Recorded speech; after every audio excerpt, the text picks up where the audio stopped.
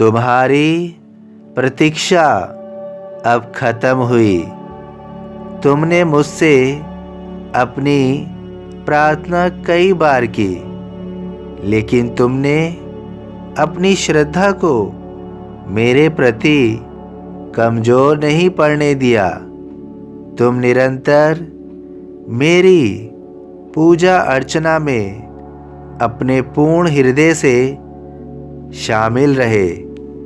तुम्हें पूर्ण विश्वास है कि मैं तुम पर अपनी कृपा करूँगा, इसलिए तुमने अपनी कोशिश निरंतर जारी रखी। तुम जानते हो कि तुम्हारा कोई भी कार्य व्यर्थ नहीं जाएगा। तुम्हारा विश्वास सत्य है, सच्चा है, क्योंकि अब तुम्हें मेरी कृपा मिलेगी, मेरी कृपा बरसेगी। तुमने अपने जीवन में अपने परोपकार को सदा अपने साथ रखा है। तुमने हमेशा निर्बल लोगों के साथ अच्छा कार्य किया है। तुमने अपने सेवा भाव को हमेशा महत्व दिया है। तुमने गरीबों को भोजन देकर तथा मंदिर में अपनी सेवा देकर निरंतर अपने अच्छे कर्मों और भाव का परिचय दिया है।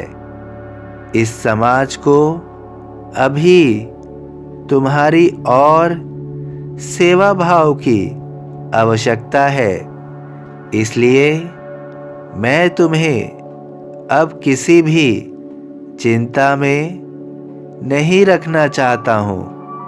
तुम अपनी सभी चिंताओं का त्याग कर दो। तुम्हारे जीवन में अब सुख और सुकून होगा, ताकि तुम गरीबों और निर्बलों को अपनी सेवाएं हमेशा प्रदान करते रहो। तुम्हारा जन्म का उद्देश्य एक यह भी है कि तुम्हारी सेवा भाव का अन्य लोग लाभ उठा सके। तुम निश्चित रूप से इसमें बहुत योग्य हो। तुमने जिन इच्छाओं को मेरे समक्ष अपनी प्रार्थना में कहा था, वे सब एक एक करके पूरी होंगी। अब तुम अपने सभी कष्टों या समस्याओं से पूर्णतः बाहर आ जाओगे। तुमने जीवन में जो भी कमाया है, उसका फल तुम्हें अवश्य मिलेगा। तुम्हारा कोई भी प्रयास बेकार नहीं जाएगा। तुमने दूसरों के लिए जो भी कुछ किया है, वे सब तुम्हारे बही खाते में लिखा गया है। उसका फल तुम्हें निश्चित रूप से मिलेगा। मैं तुम्हें निरंतर देख रहा हूँ।